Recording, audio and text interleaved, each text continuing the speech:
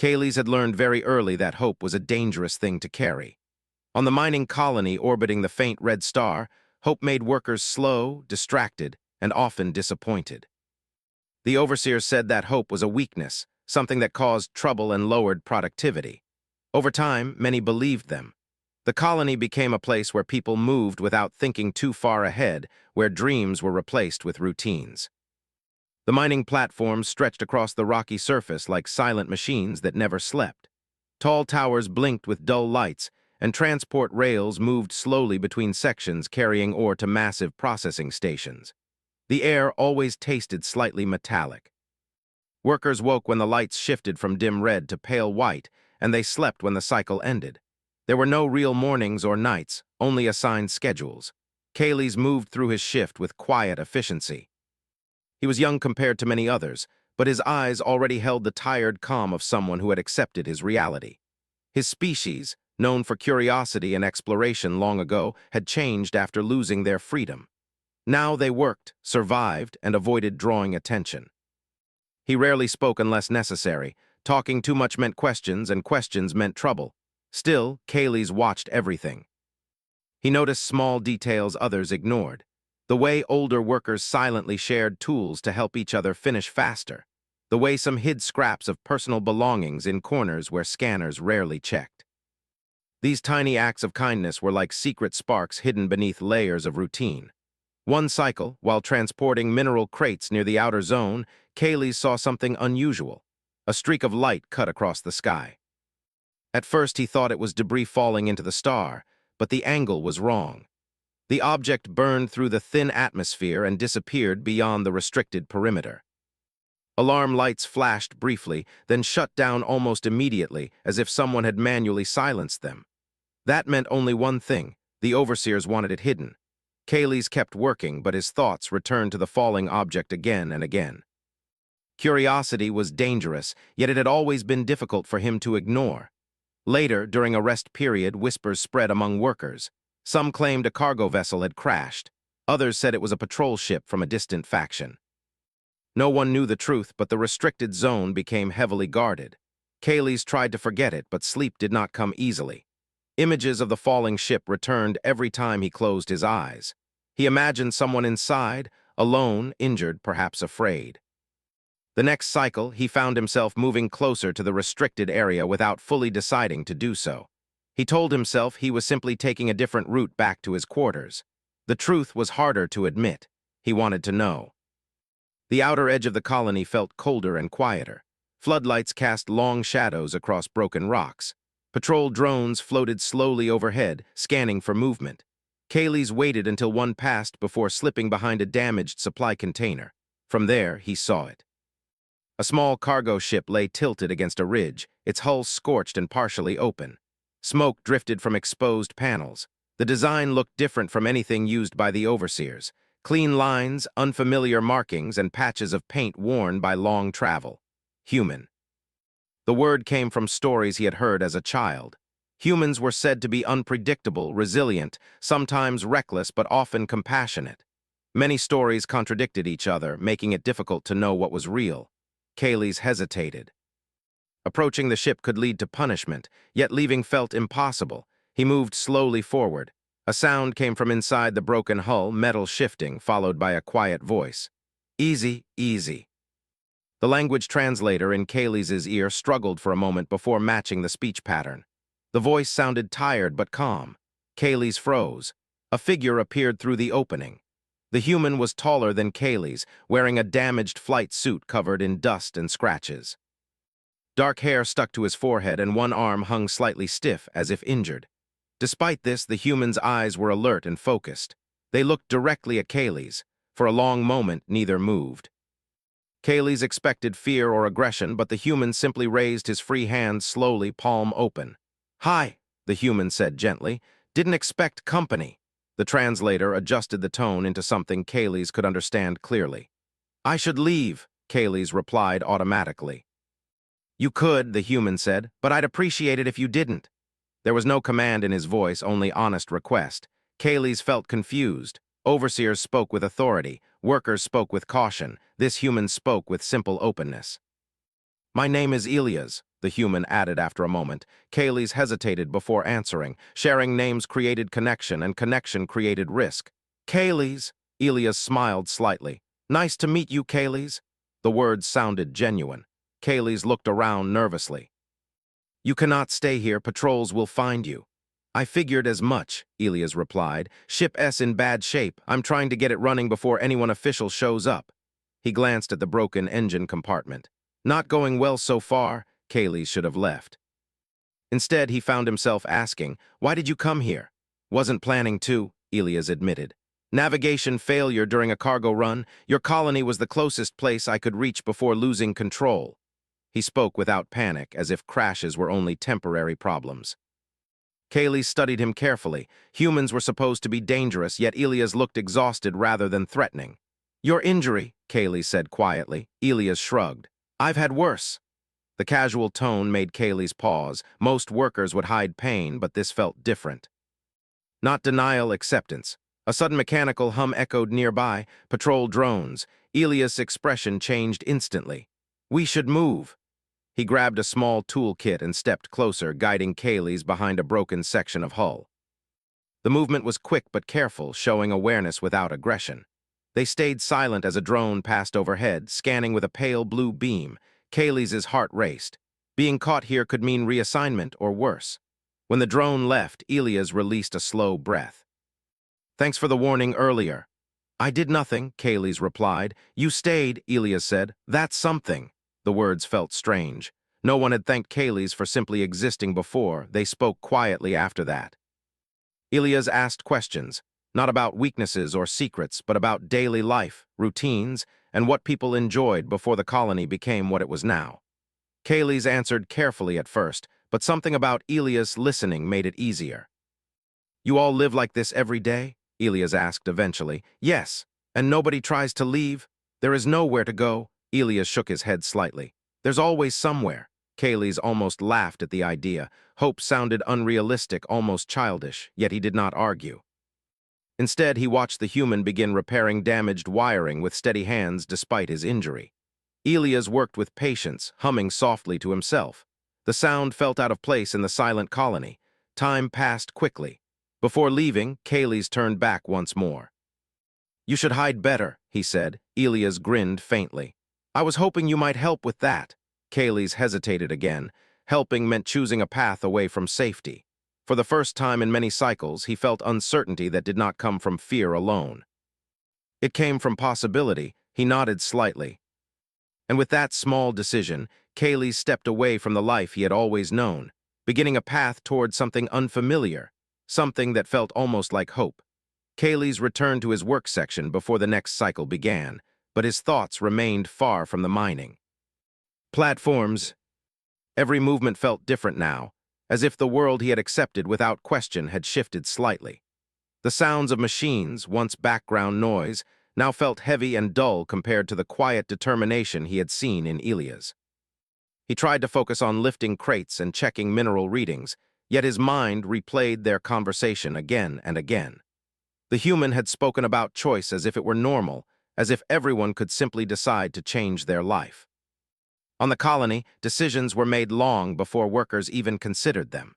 During a short rest period, Kaylee's noticed the overseers moving through the main walkway more frequently than usual. Their dark uniforms reflected the pale lights, and scanning drones floated closely behind them.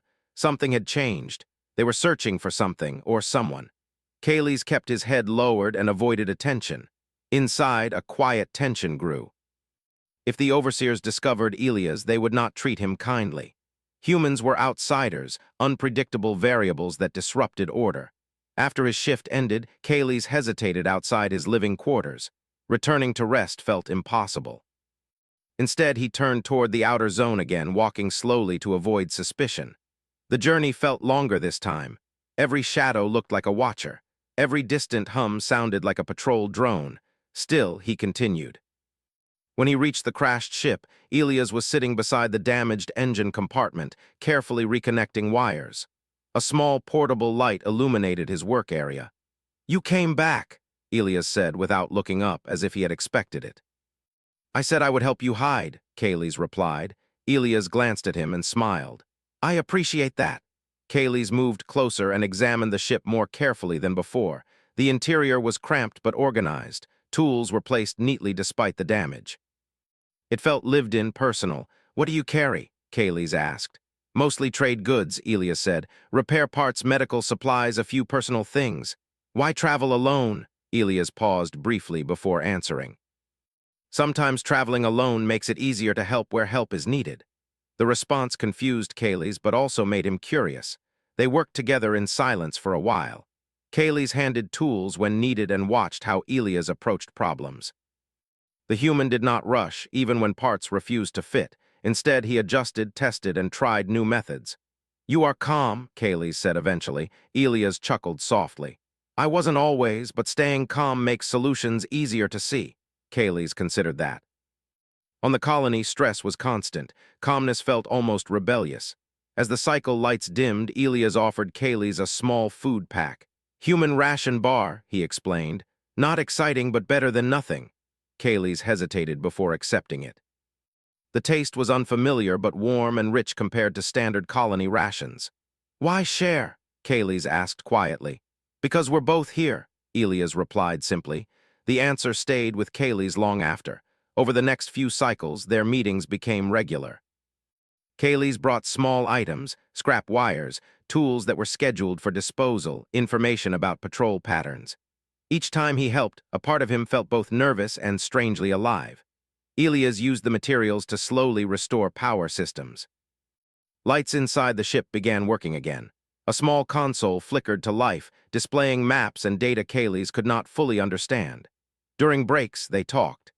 Elias told stories about humanity's history, about times when humans had faced disasters but rebuilt stronger. He spoke about communities working together despite differences, about people choosing to help strangers even when there was no reward. Kaylee's listened carefully.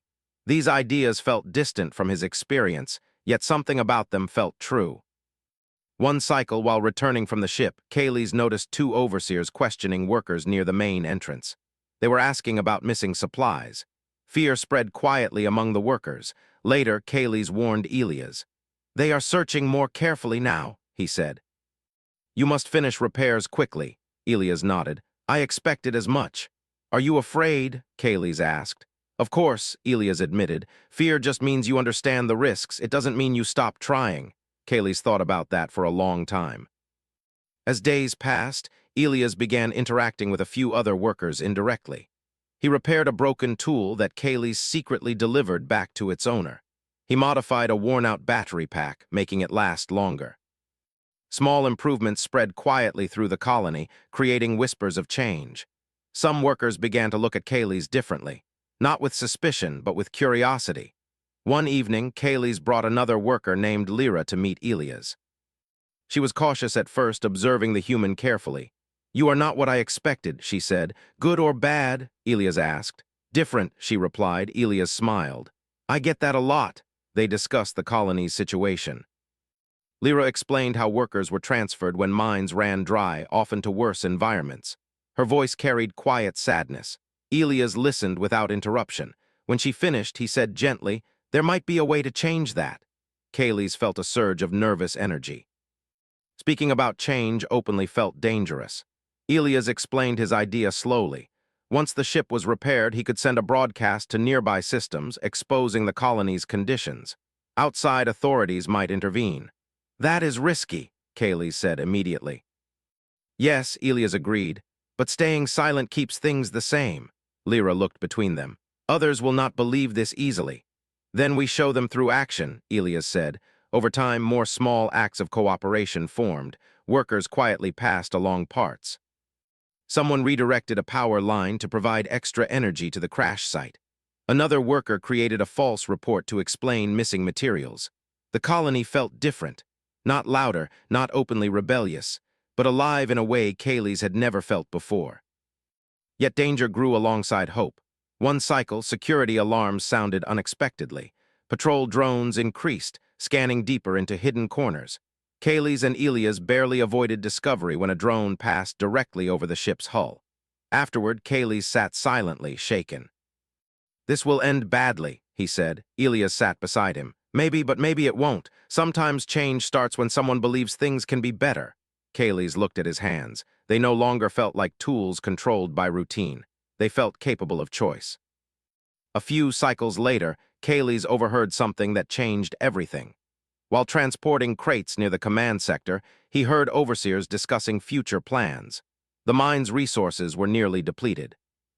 Workers would be transferred soon to a facility known for harsher conditions and longer cycles.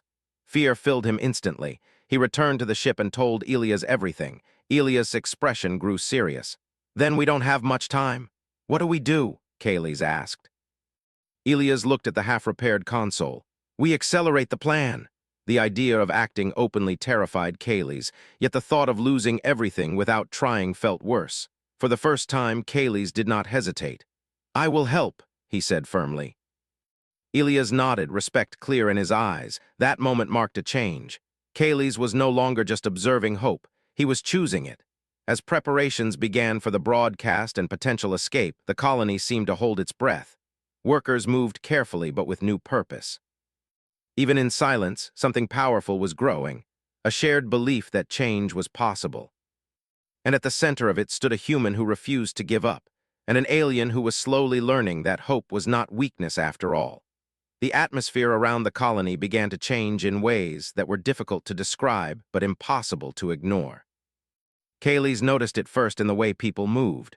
Workers still followed routines, still lowered their eyes when overseers passed, but something had shifted beneath the surface. There was a quiet awareness now, a hidden energy that flowed between individuals who had once felt completely alone. Kaylee's returned to the crashed ship after every shift, careful to avoid patrol drones. Each journey felt heavier than before because the risks were growing. The overseers had increased surveillance across several zones. New scanning devices appeared near supply stations, and security teams moved in pairs instead of alone. Inside the ship, Elias worked tirelessly despite the pressure. The engine core had been partially restored, and soft blue lights now glowed along the control panels. The sound of systems coming back to life filled the small space with a sense of progress. "We're getting close," Elias said one evening, wiping sweat from his forehead. "Not fully operational, but enough for a short flight and a transmission." Kaylee's nodded but remained quiet. His thoughts were focused on the workers he had spoken to earlier that cycle. More of them were willing to help now, though fear still lingered in every conversation. Lyra arrived shortly after, carrying a small container of components hidden beneath her work cloak. She placed it carefully on the floor. "Energy stabilizers," she said. "Taken from maintenance storage. They will notice soon." Elias examined the parts with appreciation. "These will help a lot, thank you." Lyra crossed her arms. "If this fails, many will suffer." "It won't fail," Elias replied calmly. "But even if things become difficult, we will face them together." Kaylee's watched the exchange carefully. Elias never promised perfection. Instead, he spoke about effort and cooperation, and somehow that made his confidence feel more real. Over the next cycles, a small network formed around them. Workers passed information quietly, patrol routes, shift changes, security blind spots. Some repaired tools to create distractions. Others shared stories of life before the colony, rediscovering memories that had been buried under years of survival. Kaylee's found himself speaking more openly than ever before. He encouraged others, repeating ideas he had learned from Elias. Change began to feel possible, not because it was guaranteed, but because people were finally willing to try. One evening, while adjusting wiring near the ship's communication system, Kaylee's hesitated. "What happens after?" he asked. "After what?" Elias replied. "If we succeed, if the broadcast reaches others, what happens to this place?" Elias paused, thinking carefully. "That depends on the people here. Outside help might come, but real change happens when those living here choose a new direction." Kaylee's considered that deeply. The idea that the colony's future could belong to its workers felt almost unbelievable. Their preparations moved faster now. The communication system was nearly functional, capable of sending a long-range signal that could expose the colony's reality to nearby sectors. Elias recorded visual evidence, damaged equipment, harsh living conditions, and testimonies from workers who agreed to speak anonymously. The recordings were honest but respectful. Elias avoided language that would create fear or anger unnecessarily. Instead, he focused on truth. One cycle, however, everything nearly fell apart. A worker named Taryn, who had been quietly helping by redirecting power lines, failed to arrive at a planned meeting. Hours later, rumors spread that security had detained someone for questioning. Kaylee's felt a wave of dread. What if he told them? Kaylee's whispered to Elias. Elias remained calm but serious. Then we adapt. Panic helps no one. Despite his steady tone, tension filled the air. Later that cycle, security patrols intensified. Drones scanned deeper into the outer zones, their lights sweeping across rocks and metal structures. Kaylee's and Elias hid silently inside the ship as one drone hovered dangerously close. The moment stretched endlessly. Kaylee's heart pounded so loudly he feared it would be heard. Finally, the drone moved on. After it left, Kaylee's realized how much he had changed. Before meeting Elias, he would have avoided such risks entirely. Now he was willing to face danger for something greater than survival. The next challenge came from within their group. One worker confronted Kaylee's privately, fear visible in his posture. "This is too dangerous," he said. "The overseers will punish everyone if they discover us." Kaylee's listened carefully. Instead of arguing, he acknowledged the fear. "I am afraid too," he admitted. "But doing nothing will not protect us. They already plan to move us to worse places." The worker hesitated, then nodded slowly. Kaylee's realized that leadership was not about removing fear, but about moving forward despite it. Elias watched these interactions quietly, allowing Kaylee's to grow into his role. Occasionally, he offered guidance, but he never took control away from the people themselves. As the communication system neared completion, Elias proposed a test flight. "It will be short," he explained, "just enough to ensure the engines respond." Kaylee's felt nervous immediately. Flying meant exposure. Patrol systems monitored airspace closely. Still, they agreed. The test began during a scheduled maintenance blackout when surveillance would be reduced. Workers created small distractions across the colony to divide attention. Inside the ship, Kaylee strapped into a seat beside Elias. The engine hum grew louder, vibrating through the hull. "Ready?" Elias asked. Kaylee swallowed. "No, but yes." Elias smiled slightly and activated the controls. The ship lifted slowly from the ground, dust swirling beneath it. For a moment, Kaylee's felt weightless in a way he had never experienced before. Through the window, the colony looked smaller, less powerful, but then alarms sounded. A patrol ship appeared on sensors, moving toward them rapidly. Kaylee's breath caught. "They see us." Elias' hands moved quickly across the console. "Stay calm, we don't fight, we outthink." Instead of fleeing directly, Elias guided the ship toward a field of broken mining equipment. He maneuvered carefully between structures, using debris to block direct scans. The patrol ship struggled to maintain a lock. Kaylee's watched in awe as Elias predicted movements and adjusted course with precision. Every decision felt controlled, deliberate. After several tense moments, they slipped back toward the crash site and powered down. Silence filled the cabin as both realized they had succeeded. "That was," Kaylee's began, unable to finish. "Exciting," Elias suggested with a grin. Kaylee's almost laughed despite the tension. The successful test gave new energy to their group. Workers whispered about the flight, about the possibility of real change. Hope began spreading faster than fear. Finally, the day arrived. The communication system was ready, all evidence prepared. The broadcast would reveal everything. Kaylee stood beside Elias at the console. "Once we send this," Kaylee said quietly, "there is no going back."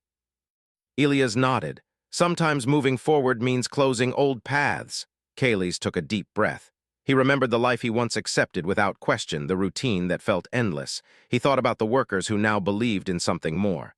"I am ready," he said. Elias activated the transmission. Signals surged outward into space, carrying voices and images beyond the colony for the first time. For several moments, nothing happened.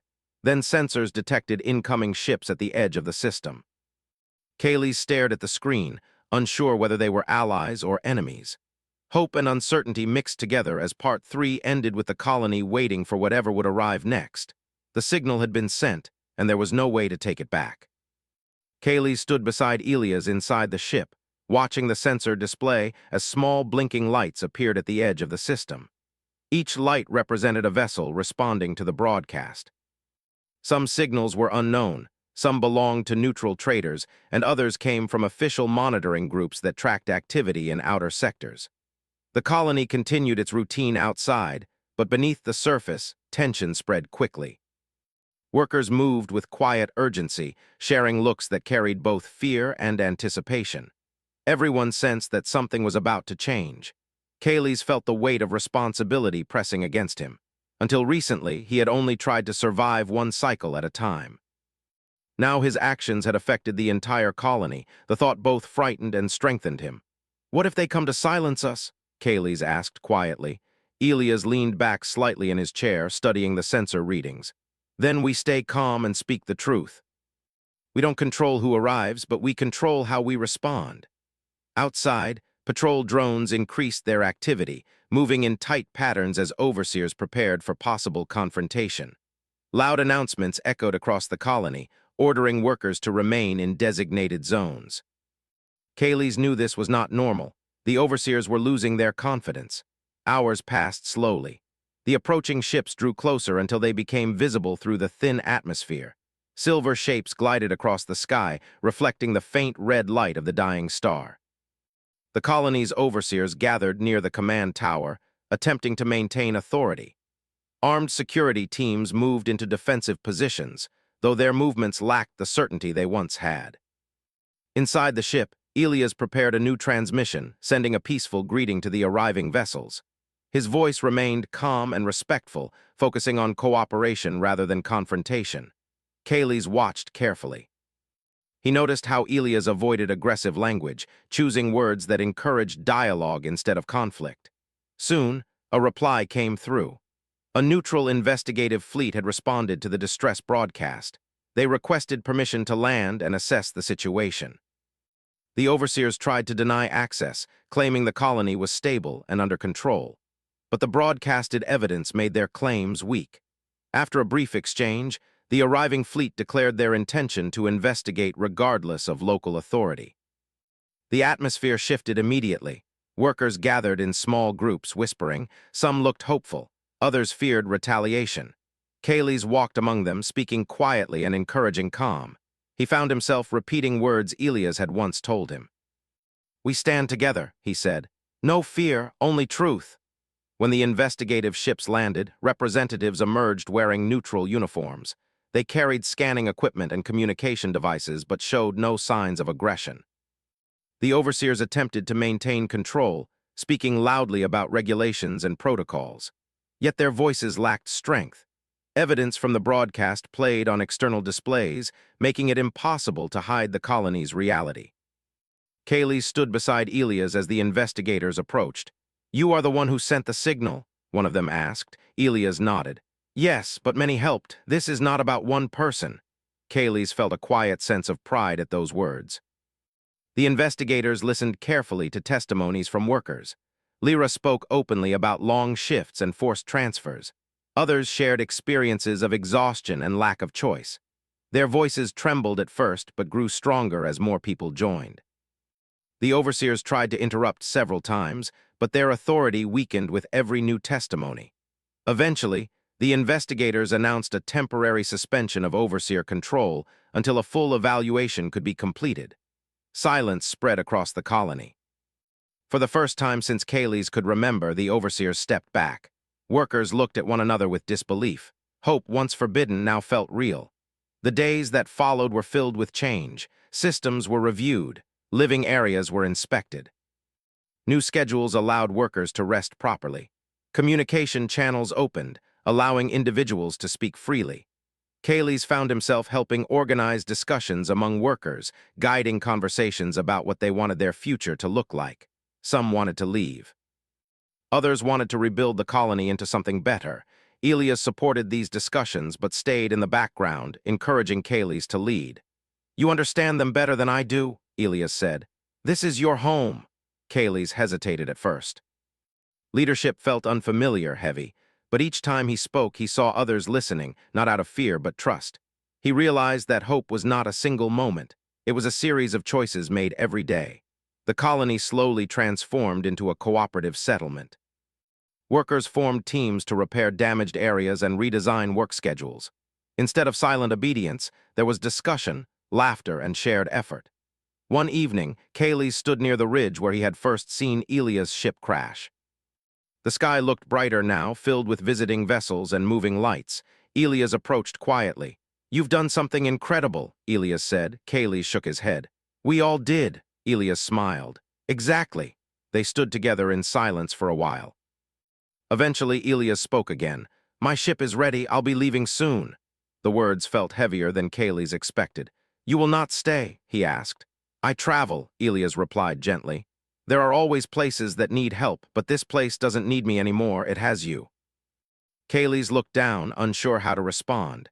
Before meeting Elias, he had believed he was insignificant. Now he understood that strength could grow quietly inside someone who once felt invisible. The day of departure arrived quickly. Workers gathered near the launch area, many coming to thank the human who had helped start their transformation. Elias spoke briefly, encouraging them to continue supporting each other. He avoided praise directed at himself, always redirecting attention back to the community. As the ship powered up, Kaylee felt a mixture of gratitude and sadness. "You gave us hope," Kaylee said. Elias shook his head softly. "Hope was already here, you just needed someone to remind you." The engines ignited, lifting the ship slowly into the sky. Kaylee watched until it became a small light among the stars. He realized then that hope was not something that arrived from outside. It was something that grew when people chose courage and kindness. Turning back toward the colony, Kaylee saw workers moving freely, talking openly, building something new together. The place that once felt empty now felt alive. And for the first time in his life, Kaylee did not simply survive the future. He looked forward to it.